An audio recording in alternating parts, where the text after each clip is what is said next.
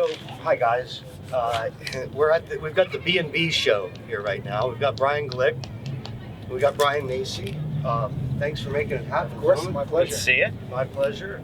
So Brian, as everyone knows, Brian Glick is the BG, is the founder and CEO of Chain.io.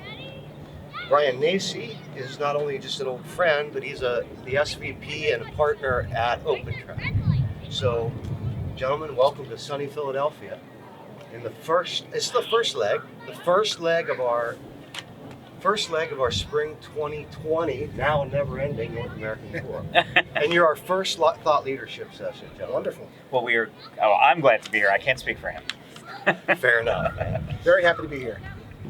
So, guys, we some questions to get the word out in terms of how you feel both of your companies facilitate global trade. Let's start with you, Brian. Yeah, I mean, so what we do is we sit at the bottom, and all of the cool stuff that everybody wants to do, that OpenTrack wants to do, that you want to do with your customers, it's all about data. We're all in the data moving business, and what we do is facilitate the strategies and then the actual execution of moving all that data between companies, between overseas agents and their origin offices, between shippers and forwarders, OpenTrack and OWL, just all of that, millions of directions that data has to move. At OpenTrack, we provide container visibility. So as containers move from any origin to any destination in the world, we provide that visibility. So the moment a container is picked up, through in transit, through arrival at the destination port, we then extended that solution to now cover rail. So if it's going from, just as an example, from LA to Chicago, we can provide that visibility as well. And about approximately a year ago, we added that final mile leg. So if you're picking up from a port and it's going on a drayage provider, we can now provide that visibility as well. So, Brian, what you just said is great. The ability for us to manage that final mile and the visibility of that in-gate when we're not even controlling the drayage. That's correct. Has been really valuable to a lot of our customers. One of the things that when we approached both of you that was really interesting for us was that we all kind of speak the same language. Although I don't speak the same language as you in terms of technology, but you speak the same language as me in terms of a 3PL, forwarding, origin operations, order management, consolidation, et cetera, et cetera. And that was really interesting to me. So, and Brian, so your background, when we first met, we learned that your background was almost similar to what we say was we speak fluent customer. One of the things that we realized when we started the company was that it's extremely important that you have that understanding of the customer. Yes. Because we're able to sit down and know not just the difference in a house bill and a master bill, which is important, but know that when you have an agent relationship with a new agent, you may not want them to see the trucking pricing, right? If you have a long established relationship, you may want them to see that and to be a partner in that last leg. And Sure. And thinking about how all of those interplays between software companies, all of us who, there could be 140 different companies involved in a shipment, how all of that works together, you really have to understand it to move the data around correctly. Yep. We actually met when I was with NFI, and NFI is actually a customer of OpenTrack. Yeah. And that's as is Chain.io, right? That's right. Yes. Brian and I work together on behalf of NFI, we work together. And really, that was my first experience into global logistics, really understanding all the moving parts, how they all fit together, and the importance of each.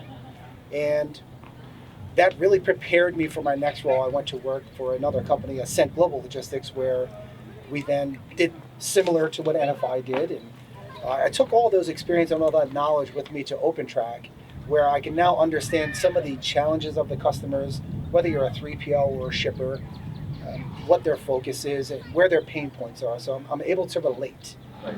And what OpenTrack does, at its core, we remove as much friction as possible from their shipments, from their day, from their visibility, from just anything that has to do with moving freight. We want to remove as much friction. So now that we speak fluent customer as well, we understand, what they're looking for as far as a solution, and we provide that. Well, it's interesting, and it leads to this next question, which is, correct me if I'm wrong, but in the past, it's not out of the realm of possibility that a 3PL or a forwarder would try to build this technology from soup to nuts, instead of focusing on like what we do, which is managing purchase orders, managing suppliers, making bookings, doing consolidations, right, moving freight, essentially. That's right. And not be distracted from that by having somebody that can feed the data into our portal or operating system that feeds the portal, and somebody that can take all those suppliers and those vendors, and we don't have to have guys in-house doing integrations, right? That's right. Look at Oceanwide's journey. When we first met, I believe you were using a TMS called Leo, wasn't it? Yes. So you were using Leo, and you realized the limitations of Leo. Then you moved on to another system called CargoWise, which was much wider. Right.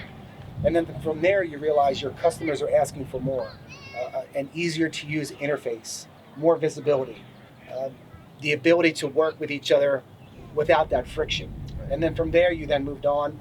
And what Oceanwide did really well, if I could compliment Oceanwide, and I think you're okay with that, is you do what you do best, which is you move freight. Yeah. Right? You're not software developers, but you know that your customers need an outstanding experience. So in order to do that, you partner with folks. You bring folks in like OpenTrack and Chain to provide that experience. And it looked like, which a lot of great companies do, is you start with the customer experience and you work backwards. And that's exactly what you did. And I'm glad to say that we're partners, and it seems to be working out. It's been great. And our vision is that customer-facing tool that we customize ourselves. But yeah, we kind of handheld the developer, and then which made it so much easier when we had folks that we could focus on that while all these moving parts were being integrated. Exactly. Along the lines of all that, one of the concerns, it seems to me, I don't know this for a fact, but it seems to me that one of the concerns would be when all these companies are integrated and they're outsourcing this and that and this, that there's these cybersecurity concerns, right?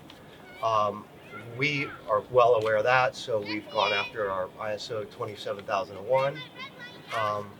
But I'm curious about, maybe you want to say to the folks that are viewing this, what would alleviate their concerns with something like that? Everyone should be concerned. The first thing is you have to have a defensive posture, right? So you should be concerned. You should be asking every one of your vendors about their security.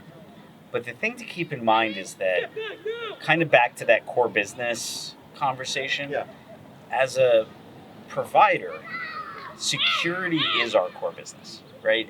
If we screw up, we're out of business. So we spend a lot, just an inordinate amount of time, more than probably most people in the industry would realize, and not just Chain, every company who's responsibly building software, worrying about security, architecting it in from the ground up.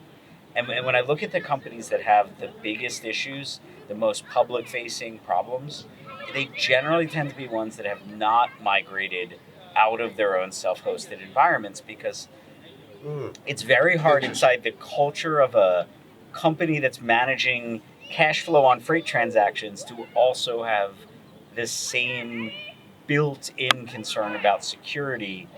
Security concerns in our company override budget concerns. And I would just say that it's critically important. Right? Security is important. If you don't have a secure platform, no one's going to want to work with you first and foremost. It just gets back to doing what you do best. At OpenTrack, we track freight. We make sure that you have visibility, completely transparent, and again, we remove friction from your day. But then we leverage the partnership with the Chain.io, who are security experts, because we have to send the data somehow. We want to make sure that it's secure. So again, we're not trying to be all things to all people. We know what we do best, and we know great partners like Chain.io to get the other parts done. Yeah, right on. One of the great things, I think you both will agree, that one of the great things about this industry is, aside from the fact it's allowed us to, I know where you're both from, I know where I'm from, a very small town in Ohio, to see and travel the world and meet all kinds of amazing, interesting people. Absolutely. Right? And I feel blessed as a result of that. But the other thing that warms my heart is the fact that we get to choose, for the most part, who we work with, who works for us, who we work for, what vendors we have, what customers we have. And the joy of working with people that you really, really respect and like. For me, I don't know what's better. There's that old saying, the 6 degrees of separation. I think in logistics, it's 2 degrees of separation where everybody knows each other. Speaking of that, how long have you known Dave Booth? Dave Booth is here, and just curious about that journey. So, okay, I'll tell you a funny story to end this. About 30 years ago, at Fritz Companies, Dave Booth was in Asia running sales, marketing, BD, PR for Fritz. Mm-hmm. I was 24 years old, didn't know what I was doing. Dave decided to hire me, and I'm forever indebted. So I moved to Hong Kong, never even been there before. 30 years later, I left Hong Kong. But this is why this works. Dave is a partner in the company, right? Even though this story I'm about to tell you actually happened, he still decided to come and run our North American operation. So we're sitting in a conference room, and Dave decided that day that he felt comfortable that I could present at 24 years old to a giant customer, right? I think it was Target Stores or somebody like that. And I was nervous, and he said, you'll be fine. So I walk in, I give the presentation, but what I'd forgotten, I'm a big Rolling Stones fan. So I had this big Keith Richards skull ring on my finger, and I forgot to take it off. And so I'm presenting and doing the thing, and Dave's like, eyes are big, like, what? So after the meeting, we go back to my room. Dave comes into my office or my cubicle, and says, Eric, that was really, really great.